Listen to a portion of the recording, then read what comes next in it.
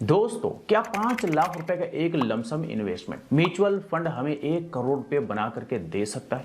अगर हाँ, तो कितने सालों में? 10 सालों में, 15 सालों में, 20 सालों में या 25 सालों में? आज हम इसी का छोटा सा कैलकुलेशन आसान भाषा में देखेंगे और समझेंगे कि मात्र 5 लाख रुपए का एक लमसम इन्वेस्टमेंट अगर म्यूचुअल फंड में किया जाए तो कितने साल में 1 करोड़ रुपए का कॉर्पस तैयार हो सकता है। यह कैलकुलेशन हम अलग अलग रेट ऑफ रिटर्न पर देखेंगे और समझेंगे कि कितना रेट ऑफ रिटर्न पे कितने साल में 1 करोड़ रुपए का कॉर्पस बन सकता है और सबसे कम समय कितना लगता है 1 करोड़ रुपए का कॉर्पस तैयार होने में। इसके साथ साथ इन्फ्लेशन एडजस्टमेंट करने के बाद वैल्यू और कितना गुना इन्फ्लेशन बढ़ेगा साथ साथ हम देखते चलेंगे। तो चलिए डिटेल में कैलकुलेशन देखते हैं और समझते हैं। तो दोस्तों, कैलकुलेशन के लिए हमारा एक्सेल शीट रेडी है। सबसे पहले हम यहाँ पे लमसम अमाउंट ले लेंगे। लमसम अमाउंट हमारा है 5 लाख रुपए, ये हम ले चुके। उसके बाद हम यहां पर ले लेंगे rate of return. Rate of return हम 12% से स्टार्ट करते हैं। 12%, 14% और 15%। हम 3 तरह का एवरेज रेट ऑफ रिटर्न पर देखेंगे ये कैलकुलेशन और समझेंगे कि ये अलग अलग तरह का जो रेट ऑफ रिटर्न है इस पर कितने समय में 1 करोड़ रुपए का कॉर्पस बन सकता है। तो ये हम बारी बारी से देखते चलेंगे। सबसे पहले हम कम से कम यानी मिनिमम 12% लेकर के चल रहे हैं। ड्यूरेशन हमें देखना है तो ड्यूरेशन हम यहाँ पे मेंशन नहीं करेंगे। इन्फ्लेशन रेट हम 6% लेकर के चलेंगे, यानी कि 6% का रेट ऑफ इन्फ्लेशन के हिसाब से देखेंगे कि हमारा फ्यूचर वैल्यू जो बनेगा उसका कितना वैल्यू रहेगा और कितना गुना इन्फ्लेशन बढ़ेगा, साथ साथ ये भी देखते चलेंगे। तो सबसे पहले साल का कैलकुलेशन देखिए कि 5 लाख रुपए का वन टाइम का इन्वेस्टमेंट म्यूचुअल फंड में किया गया तो रिटर्न हमारा पहले साल बना 60,000 रुपए, यानी कि टोटल रिटर्न 60,000 रुपए हो चुके। टोटल फंड की बात करें तो 5,60,000 रुपए एक साल में यहाँ पे बनता दिख रहा है, जो कि मल्टीपल्स है 1.1। इन्फ्लेशन एडजस्टमेंट करने के बाद टोटल फंड का वैल्यू देखेंगे तो 5,28,302 रुपए रह जाता है, क्योंकि इन्फ्लेशन बढ़ता है 1.06 टाइम्स 1 ईयर्स में।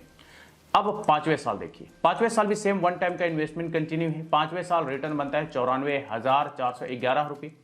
टोटल रिटर्न बनता है 5 सालों में 3,81,171 रुपए। और टोटल फंड की बात करें तो 5 सालों में 8,81,171 रुपए बनता दिख रहा है, जो कि मल्टीपल्स है 1.8। यानी कि हम ये कह सकते हैं कि 5 से 6 सालों में हमारा जो इन्वेस्टमेंट है वो लगभग डबल हो सकता है। लेकिन इस टोटल फंड का वैल्यू आप देखेंगे 5 साल बाद तो 6,62,534 रुपए रह जाता है, क्योंकि इन्फ्लेशन बढ़ता है 5 सालों में 1.33 गुना। अब 10वें साल देखिए, 10वें साल भी सेम वन टाइम का इन्वेस्टमेंट कंटिन्यू है। 10वें साल रिटर्न बनता है 1,66,385 रुपये। और रिटर्न की बात करें तो 10 साल में हमारा टोटल रिटर्न यहाँ पे बनता दिख रहा है 10.5 लाख रुपए से भी ज्यादा, यानी कि इन्वेस्टमेंट के मुकाबले डबल से भी ज्यादा हमारा सिर्फ और सिर्फ 10 सालों में रिटर्न बनता दिख रहा है।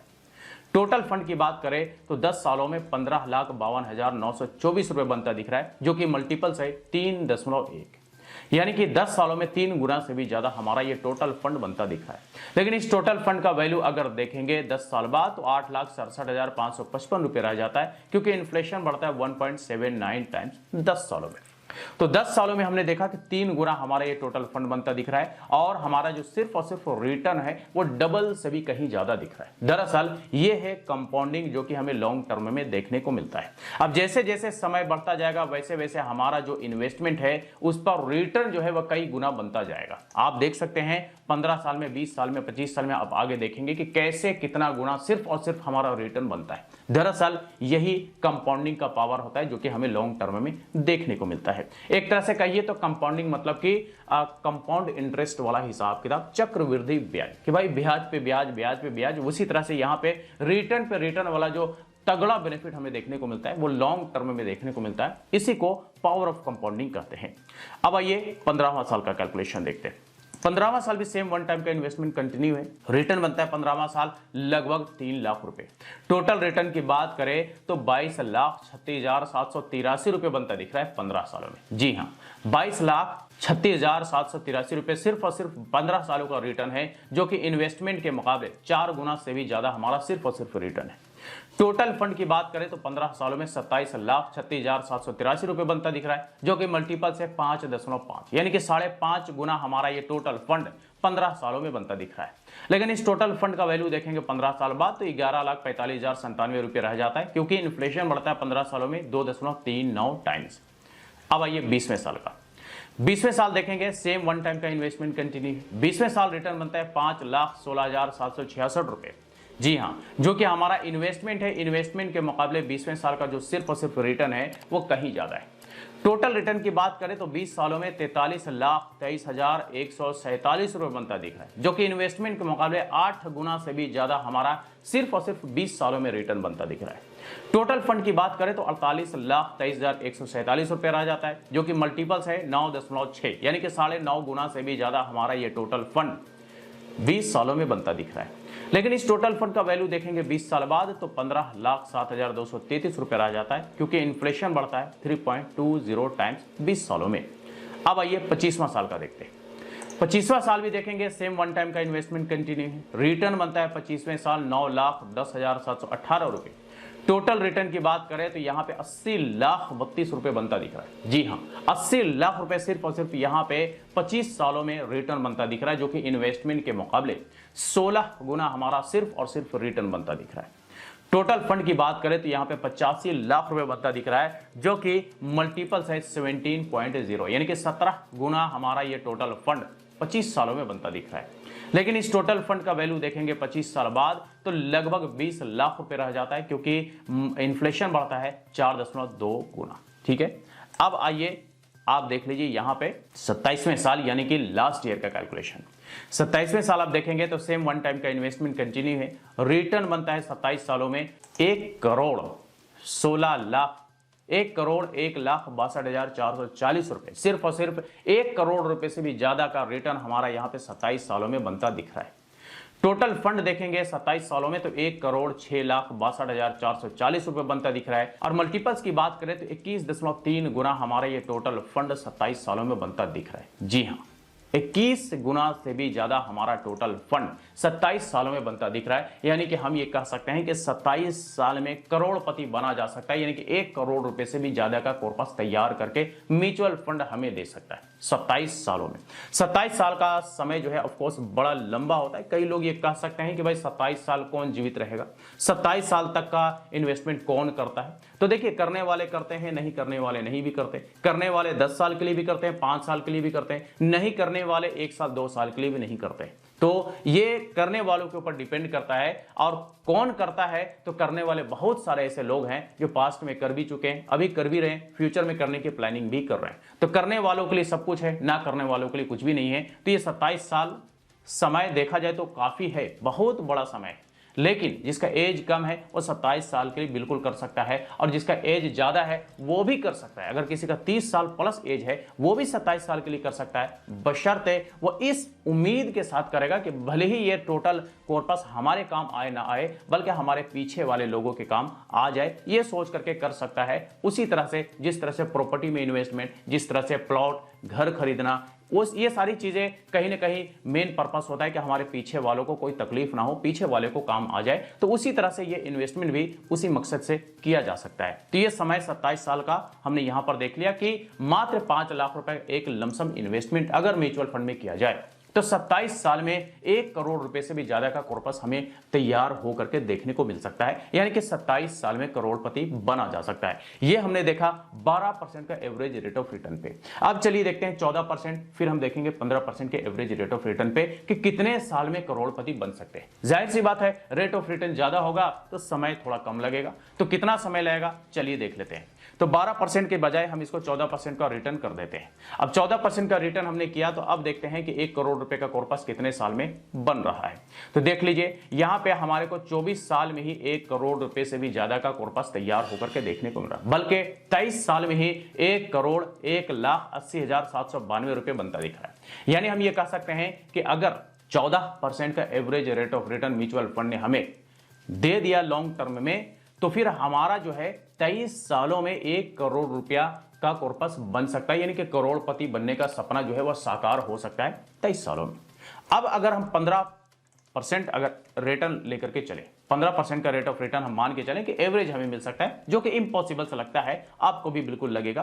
तो 15% पे अगर हम देखें तो 1 करोड़ रुपए का कॉर्पस तैयार होने में 22 साल का समय लग सकता है। यानी कि 22 साल में 1,08,22,373 रुपए का टोटल कॉर्पस बनता दिख रहा है। यानी कि 22 साल में करोड़पति बना जा सकता है।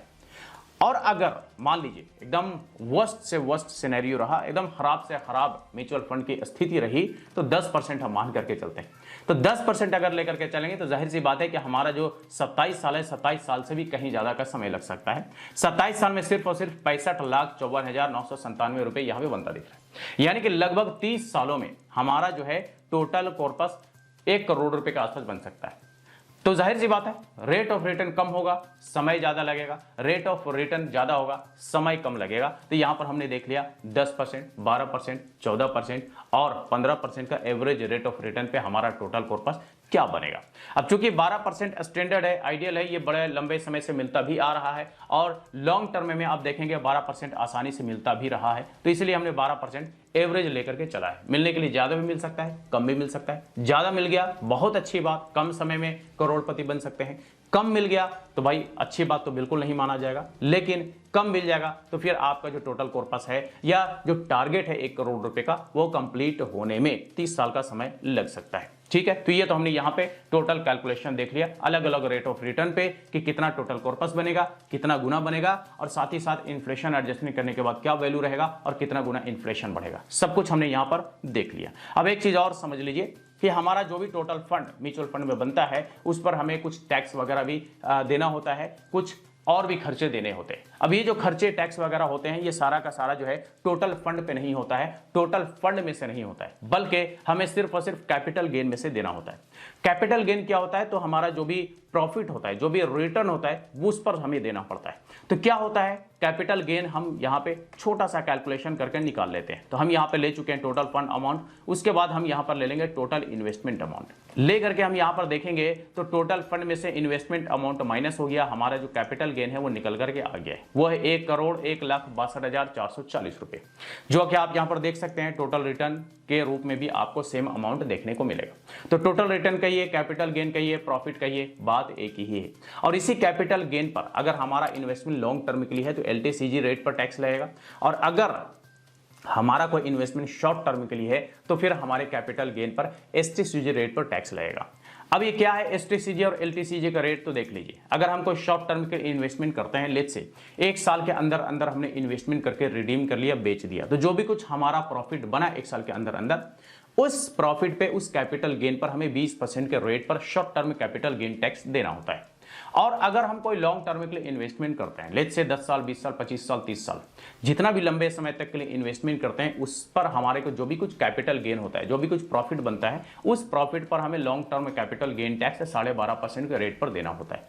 लेकिन इस पर गवर्नमेंट हमें एक टैक्स में एग्जम्पशन भी देती है, यानी कि एक छूट देती है LTCG पर, और वो होता है टैक्स में एग्जम्पशन, जो कि 1,25,000 रुपए तक का छूट मिलता है। यानी कि 1,25,000 रुपए तक का जो भी LTCG पर हमारे को प्रॉफिट बनेगा उस पर हमें टैक्स नहीं देना होता है, यानी कि टैक्स में एग्जम्पशन मिल जाता है। इसके ऊपर जो भी कुछ प्रॉफिट बनता है उसी पे ही हमें LTCG टैक्स 12.5% के रेट पर देना होता है, वो भी सिर्फ और सिर्फ कैपिटल गेन पे। इसके अलावा होता है एक्सपेंस रेशियो, अलग अलग फंड का अलग अलग एक्सपेंस रेशियो होता बड़ा मामूली सा है, लेकिन लॉन्ग टर्म में देखेंगे तो वो भी एक बड़ा अमाउंट का रूप ले लेता है। उसी तरह से जिस तरह से हमारा छोटा छोटा इन्वेस्टमेंट भी लॉन्ग टर्म में बड़ा कॉर्पस तैयार हो जाता है। तो एक्सपेंस रेशियो भी बड़ा मामूली सा हर एक फंड का अलग अलग होता है, तो इसका डिटेल्स भी आप अपने फंड के डिस्क्रिप्शन में जाकर के चेक कर सकते हैं। इसके अलावा होता है एग्जिट लोड। एग्जिट लोड भी हर एक फंड का अलग अलग होता है, कई सारे फंड्स में होता है, कई सारे फंड्स में नहीं होता है, और ये भी होता बड़ा मामूली सा है, तो इसका डिटेल्स भी आप अपने फंड के डिस्क्रिप्शन में जाकर के चेक कर सकते हैं। यानी कि ये सारे खर्चे आपको आपके फंड के डिस्क्रिप्शन में देखने को मिल जाएगा कि क्या क्या खर्चे हैं और कितना कितना खर्चे हैं। तो दोस्तों ये हमने यहाँ पे एक छोटा सा कैलकुलेशन आसान भाषा में देखा और समझा कि मात्र 5 लाख रुपए का एक लमसम इन्वेस्टमेंट अलग अलग रेट ऑफ रिटर्न पे कितने साल में 1 करोड़ रुपए का कॉर्पस तैयार हो सकता है, यानी कि कितने साल में करोड़पति बना जा सकता है। सारा कुछ हमने यहाँ पे कैलकुलेशन में देखा और समझा। साथ ही साथ इन्फ्लेशन एडजस्टमेंट करने के बाद वैल्यू भी देखा, और कितना गुना इन्फ्लेशन हर 5 साल में बढ़ेगा ये भी कुछ हमने यहाँ पर देखा और समझा। तो आई होप कि इस कैलकुलेशन से ये क्लियर जरूर हो गया होगा कि कैसे एक छोटा सा लमसम इन्वेस्टमेंट भी लॉन्ग टर्म में हमें करोड़पति बना सकता है, यानी कि लंबे समय में म्यूचुअल फंड हमें 1 करोड़ रुपए से भी ज्यादा का कॉर्पस तैयार करके दे सकता है। तो बस यही कुछ था आज के इस वीडियो में। इससे रिलेटेड अगर फिर भी कोई सवाल हो, क्वेरी हो, तो आप हमें कमेंट करके पूछ सकते हैं। फिर मुलाकात होती है किसी नई वीडियो के साथ, तब तक के लिए बाय बाय।